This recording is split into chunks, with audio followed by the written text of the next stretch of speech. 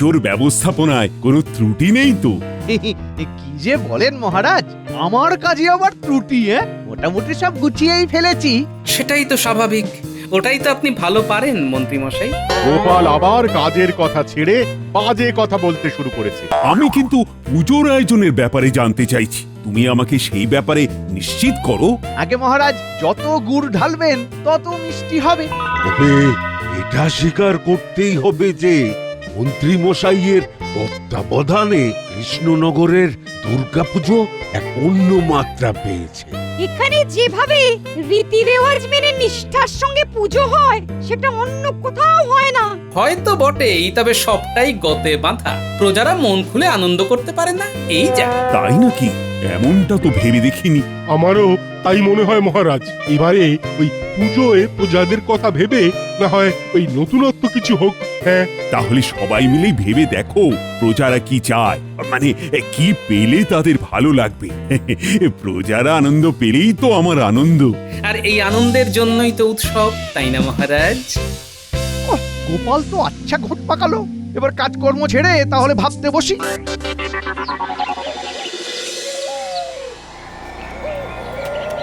মহারাজ তো বলেই খালাস, কিন্তু প্রজাদের কি পেলে ভালো লাগবে সেটা বোঝা কি চারটিখানি কথা? আরে হঠাৎ করে কি কিছু ভাবা যায় নাকি? কিন্তু আমাদের কথা তো ভাববেন মন্ত্রী মশাই। পুজো চলে এলো, কিন্তু পুজোর বকশিস তো এলো না। বেশ তো আছে, এর পরে আবার বকশিস নিয়ে কি হবে? বাহারে ভালো ভালো জামা পরবো, ভালো ভালো খাবার খাবো, সেই সব হবে কি করে? সবাই তো ওই পুজোর সময় সাজগোজ করে আনন্দে থাকে। আরে আরে আরে আরে আরে, এই কথাটা তো দারুণ বলেছিস। খেতে পড়তে পারলে প্রজারা আর কিচ্ছু চায় না। কথাটা তোমার মনে ধরেছে মনে হচ্ছে। ধরেছে বই কি, আর এবার এই কথা অনুযায়ী কাজ হবে। তাহলে তো আমাদের বেশ মোটা এরকম বকশিস জুটবে মনে হচ্ছে। সে তো বটেই, আমাদের কথা তো মন্ত্রী মশাইকে ভাবতেই হবে। সে তো ভাববই, তবে তার আগে মনে মনে ঠিক করে নি মহারাজকে কি বলতে হবে।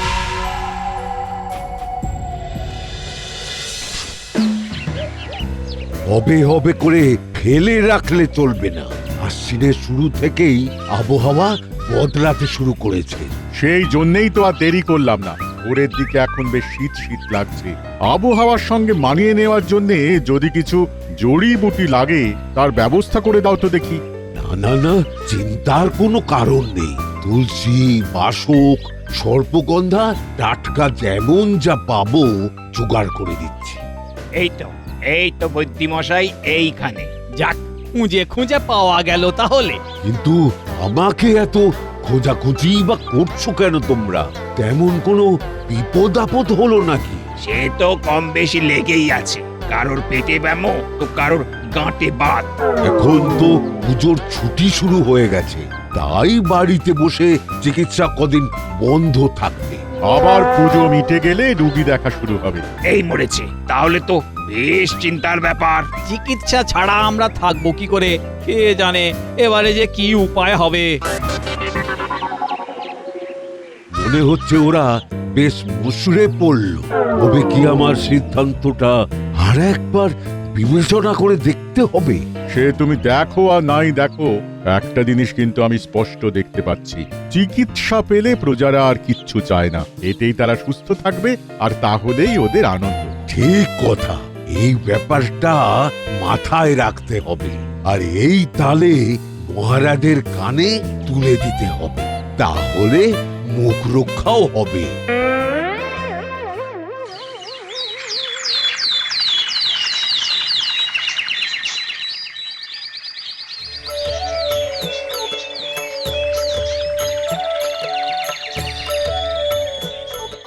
দেখ দেখ, ঠাকুরের মুখখানা দেখ, দেখলেই কেমন মনে ভক্তি ভাব জাগছে। আমি তো ঠাকুরের হাতের অস্ত্রগুলো দেখছি। কত রকমের অস্ত্র! হেরে, ত্রিশূল, সুদর্শন চক্র, তীর ধনুক, তার সঙ্গে অসি, বজ্র, বর্ষা, কুঠার, গদা ও অস্ত্রের ছড়াছড়ি। কিন্তু শুধু শুধু এত অস্ত্রের কি দরকার গোপাল দাদু? শুধু শুধু কেন হবে? ওই মহিষাসুরকে ধ্বংস করার জন্য সব দেবতারা মিলে মা দুর্গাকে অস্ত্র দান করেছিলেন, আর তার ফলেই দেবী সকলের চাইতে শক্তিশালী হয়ে ওঠেন। তাই দেবীর 10 হাত আর 10 হাতে 10টি অস্ত্র। এরকম আরো কত রকম অস্ত্র হয় কে জানে। কিন্তু এইসব দেখেছে আমার কিরকম ভয় ভয় করছে। ভয় নয়, ভরসা রাখ, কারণ প্রচলিত বিশ্বাস অনুসারে এই 10টি অস্ত্র দিয়েই মা তার সকল ভক্তকে নানা বিপদ আপদ থেকে রক্ষা করেন। সে না হয় করলেন, কিন্তু এবারে পুজোয় নতুন কি হচ্ছে সেটা বলো তো। একটু ধৈর্য ধর, সবুরে মেওয়া ফলে।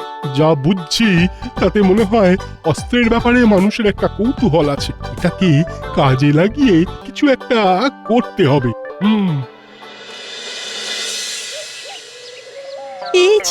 পেয়ে গেছি, এতক্ষণে পেয়েছি। এরকম তো তুমি গত 1 ঘন্টা ধরে পাচ্ছ, আবার হারিয়েও ফেলছো। না না না, গানের কথা আর সুর আমার ঠোঁটের ডগায় করছে ঘুর ঘুর। তাহলে শুরু করো। উৎসবে ভাসবো মোরা, করবো মোরা মজা, মিঠাই খাবো হরেক রকম, গুড় কাঠি আর গজা। এটা একদম গজা, শুধু গজা নয়, বলা ভালো খাজা। উমা, কি যে বলো ভাই, লোকেই গান শুনলে বলবে আমার জবাব নাই। তাই তোমার ওই বাদ্যযন্ত্র আর আমার এই গান, এই দুই মিলে পুজো জমবে, ভরবে মন প্রাণ। লোকজনকে আনন্দ দেওয়ার প্রচেষ্টা সফল হলেই ভালো, না হলে গেল।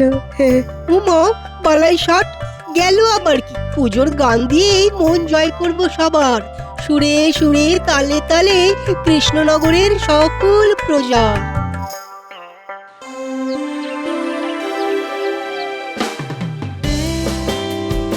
এই তো সবাই হাজির হয়ে গেছে, যখন তখন আলোচনাটা সেরে নেওয়া যাক। তাহলে আপনি শুরু করুন মহারাজ। সে তো করতেই হবে। বলো তাহলে, কার মাথায় কি পরিকল্পনা এলো? প্রজাদের ভালো লাগার মতো ভেবে পেলে কিছু? আমি বুঝে গেছি মহারাজ, প্রজাদের খাওয়া পড়ার ব্যবস্থা করতে হবে, তাতেই ওরা খুশি। কিন্তু সেটা আর কাহা তো করা যায় বলুন মহারাজ? কেন কেন কেন, না দেওয়ার কি আছে? গরিব দুস্থদের তো বস্ত্রদান করাই যায়। কিন্তু সবাই তো আর দুস্থ নয় যে দান করা হবে, আর দুস্থ বাঁচতে তো গাঁ উজাড় হয়ে যাবে। তবে আমার মনে হয় এই প্রজাদের আত্মরক্ষার জন্য ওই অস্ত্র সম্বন্ধে এই জ্ঞান দেওয়া দরকার। হ্যাঁ, এই ব্যাপারে প্রজাদের আগ্রহ আছে 16 আনা। হ্যাঁ, জ্ঞান নয়, গানের প্রয়োজন। প্রজাদের মনের কষ্ট দূর করার জন্য গানই সেরা দাওয়াই। কি বলো ভাই? এই কথাটায় খুব একটা ভুল নেই। গান দিয়ে কতটা কি সারবে তা জানি না, তবে এই উৎসবের মরশুমে শরীর ভালো থাকলেই মন ভালো, আর মন ভালো থাকলেই শরীর ভালো। একটু খুলে বলুন রাজবৈদ্য, মহারাজের যে সব গুলিয়ে গেল। যারা চায় চিকিৎসা, তাতেই তাদের স্বস্তি। মহা মুশকিল হলো তো। তবে কি করব, কিছুই তো বুঝে উঠতে পারছি না। ওদিকে আপনি সিদ্ধান্ত নিতে পারছেন না, আর তাই দেখে এদিকে যেন গোপালের মজা লাগছে। ও সব ছাড়ো। তবে গোপাল, সবাই তো সব রকম দিক থেকে প্রজাদের ভালো লাগার কথা বললো, কিন্তু কই, তুমি তো তেমন কিছু বললে না। সবাই বললে শুনবে কে মহারাজ? না না না, ও সব বলে তুমি এড়িয়ে যেতে পারবে না। কি করলে সব দিক রক্ষা পায় সেটা কিন্তু তোমাকেই বলতে হবে। আগে মহারাজ, মেলা করলে? মেলা করলে? এটা আবার গোপালের কি নতুন খেলা? বুঝিয়ে দিচ্ছি মহারাজ। পুজো উপলক্ষে পুজো প্রাঙ্গণে একটা ছোটখাটো মেলা বসুক। সেখানে মন্ত্রী থেকে শুরু করে কবি, বৈদ্য থেকে সেনাপতি সবাই নিজের নিজের দোকান দেবে। দোকান? কিন্তু কিসের, কিভাবে, কিরকম? বলছি। মন্ত্রী মশাই জামা কাপড়ের দোকান করবেন, সেনাপতি আত্মরক্ষার জন্য নিত্য প্রয়োজনীয় রকমারি অস্ত্রের দোকান দেবে, কবির দোকানে এসে লোকজন গাইবে, শুনবে, বৈদ্য দেবে দাতব্য চিকিৎসার দোকান, বিজ্ঞানীর দোকানে থাকবে দৈনন্দিন জীবনে বিজ্ঞান। খুব খুশি হলাম গোপাল, দারুণ পরিকল্পনা। সে না হয় হলো, সবাই কিছু না কিছু দোকান না হয় দিল, কিন্তু গোপাল কি করবে? ওকে শুধু দেখবে আর গায়ে হাওয়া লাগিয়ে ঘুরে বেড়াবে? হ্যাঁ গোপাল, তোমার কি পরিকল্পনা সেটা একটু গুছিয়ে বলো। আমার দোকানের নাম হবে মুশকিল আসান। লোকজনের সমস্যা শুনবো আর সমাধান করে দেব। বাহ বাহ বাহ, বেশ ভালো। তাহলে সবাই মিলে তাড়াতাড়ি করে এই বেলা দোকান ঘর সাজিয়ে ফেলো। গোপাল তো বলেই খালাস, কিন্তু অত জামা কাপড় শাড়ি এসব আসবে কোথা থেকে মহারাজ? তার জন্য তো আপনাকে আমার দোকান মুশকিল আসানে আসতে হবে মন্ত্রী মশাই। কিন্তু সেটা আর এখনই কি করে সম্ভব? তার থেকে তুমি বরং এখানেই কিছু একটা উপায় বলো দেখি। সেটাই ভালো। বেশ, মন্ত্রী মশাই যখন এখনই ফাঁপড়ে পড়েছেন, তখন আমিও না হয় এবারের মতো সামলে দিই। আবোল তাবোল না বকে কাজের কথা থাকলে সেটা বলো। আপনার দোকানে এমন ব্যবস্থা রাখলেই হয় যে মানুষ তাদের ছোট হয়ে যাওয়া পুরনো অথবা অব্যবহৃত জামা কাপড় যেমন দান করবে, তেমনি যাদের খুব প্রয়োজন তারা এসে ওখান থেকেই জামা কাপড় পাবে। আশা উপায়, মাছের তেলে মাছ ভাজা। না মন্ত্রী, আর কোনো অসুবিধেই নেই। তাহলে সবাই চটপট দোকান সাজাতে লেগে পড়ো। তবে পণ্ডিতের ব্যাপারটা আলাদা। পণ্ডিত বরং মন প্রাণ দিয়ে দেবীর আরাধনা করুক।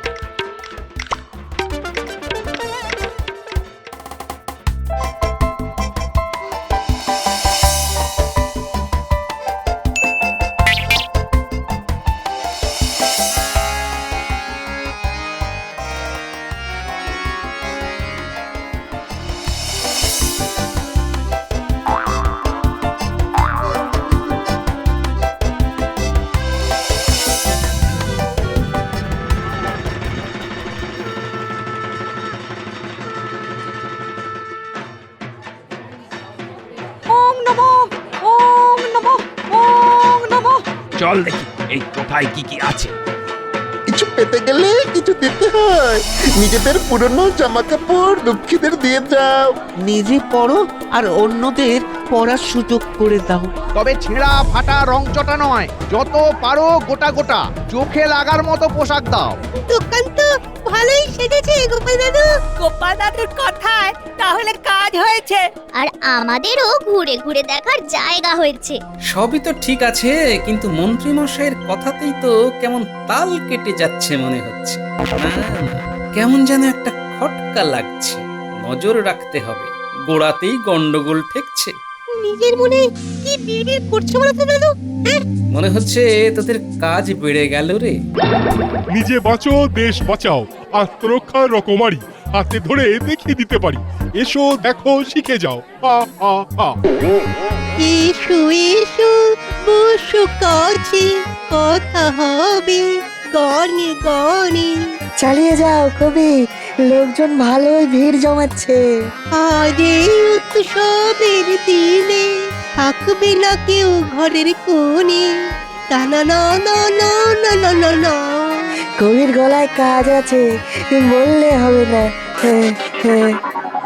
না না না না না, কোনো রোগ ফেলে রাখা চলবে না। তাই আমার এই দাতব্য চিকিৎসা কেন্দ্রে এসো আর সুস্থ হওয়ার টোটকা নিয়ে যাও।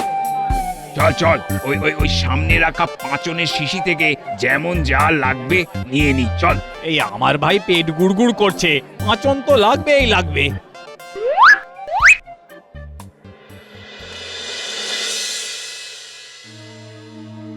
কি অত নাড়াচাড়া করে দেখছেন মন্ত্রী মশাই? মনে হচ্ছে মন্ত্রী মশাইয়ের দু চারখানা মনে ধরেছে। খুব একটা ভুল কিছু বলিসনি।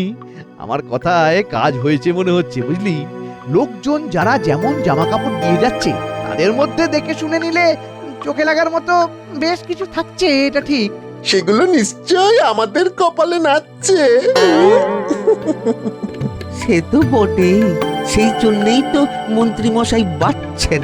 কথাতেই আছে আপনি বাঁচলে বাপের নাম। তাই আগে নিজের জন্য বেঁচে রাখি, তারপর না হয় তোদের কথা ভাববো। দেখেছিস, এই জন্যই গোপাল দাদু মন্ত্রী মশাইয়ের উপর নজর রাখতে বলেছিল। তার মানে দাদুর ভাবনা চিন্তায় ভুল ছিল না। হ্যাঁ, তবে এখন যদি আমরা গিয়ে গোপাল দাদুকে খবরটা না জানাই, তাহলে কিন্তু ভুল হয়ে যাবে। চল চল, জলদি চল দাদুর কাছে। তাহলে যেটা বলছিলাম, সমস্যাকে মাথায় উঠতে দিলে চলবে না, আর চোখ কান সব সময় খোলা রাখতে হবে। এই একদম ঠিক কথা বলেছো গোপাল দাদা, চোখ কান খোলা না রাখলেই ঠকে যেতে হবে। বেশ, তাহলে তোমার বুদ্ধি মতোই কাজ করে দেখি।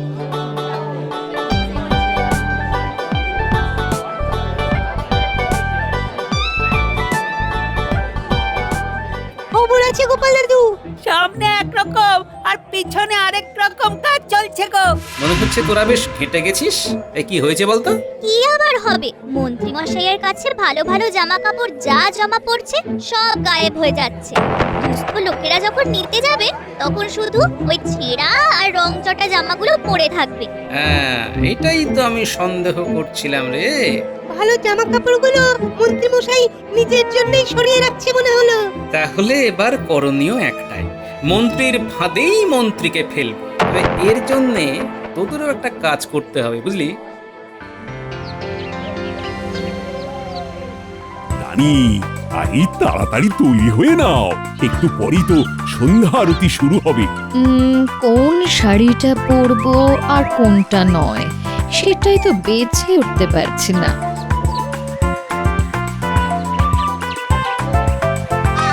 যদি কিছু মনে না করেন রানীমা, তবে ওই যেসব পোশাক আপনি বা মহারাজ ব্যবহার করেন না সেগুলো যদি দান করতেন। ও মা, বাচ্চাগুলো কেমন গুছিয়ে কথা বলছে। না না না, ওদের এই আবদার ফেলে দেওয়া যায় না। খুব একটা জমকালো না হলেও হবে, ওই সাধারণ ঘরে পড়ার মতো। হ্যাঁ হ্যাঁ, সেই রকম বেশ কিছু পোশাক আছে বই কি। দেখি দেখি বেছে বেছে তেমন কিছু খুঁজে পাই কিনা। পোশাক সংগ্রহ করার কাজটা তো হয়ে গেল, এদিকে এর পরে তাহলে আর কি, গোপাল দাদু যেমন বলেছিল তেমন করেই বাকি কাজটা করতে হবে।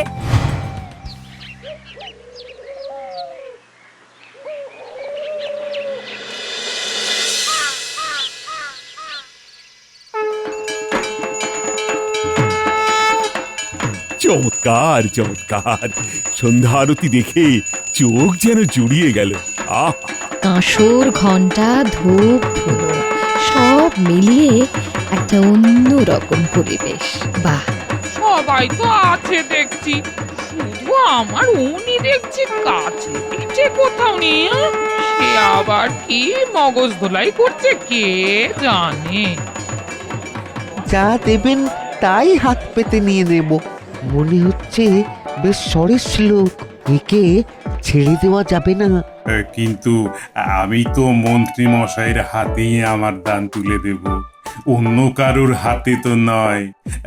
উনি থাকলে ভালো হতো, না হলে আর কি, আমাকে চলে যেতে হয়। চলে যাবেন আবার কি কথা? আপনি একটু দাঁড়ান, মন্ত্রী মশাই ঝপ করে চলে আসবেন। অনেক কাজ ফেলে এসেছি, মন্ত্রী মশাই তাড়াতাড়ি না এলে আমার সময়টাই জলে চলে যাবে। জলে চলে গেলে জল থেকে তুলে নিয়ে আসবো। তবে আপনি যা যা এনেছেন সব বুঝে নেব। তেমন কিছু আর কোথায় আনলাম মন্ত্রী মশাই?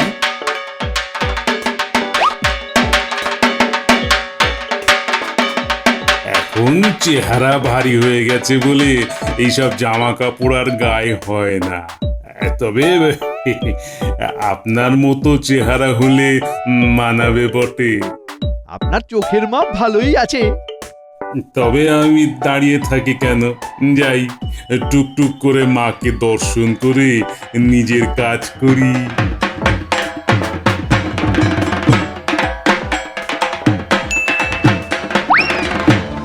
মনে হচ্ছে সবার সেরা পোশাক এতক্ষণে পেয়েছেন মন্ত্রী মশাই। এই পোশাকও তাহলে ছড়িয়ে ফেলবেন নির্ঘাত।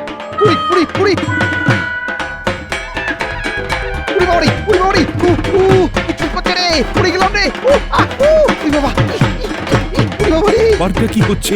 তেমন কিছুই না মহারাজ, ওই লোভে পাপ আর পাপে চুলকানি। তার মানে মন্ত্রীমশাই ভালো ভালো জামা কাপড় নিজের ব্যবহারের জন্য সরিয়ে রাখছিলেন আর দুস্থদের ছেঁড়া ফাটা দেওয়ার মতলব করছিলেন। তাই ওকে ভালো জামা কাপড়ের টোপ দিয়ে তার ভেতরে বিছুটি পাতার গুঁড়ো মিশিয়ে দিয়েছিলাম, আর তাতেই কাজ হয়ে গেছে। ঠিক যা ভেবেছি, উনি এখানে না এসে অন্য কারসাজি করছিলেন তাহলে। সে যাই হোক, মন্ত্রী তাহলে উচিত শিক্ষা পেয়েছে। আর এদিকে পুজোর মেলা জমজমা, তাই দুর্গা পুজো জমে গেছে। মন্ত্রীমশাইয়ের নাচটা মন্দ হচ্ছে না। বাবা, বাবা, পড়ে যাচ্ছে।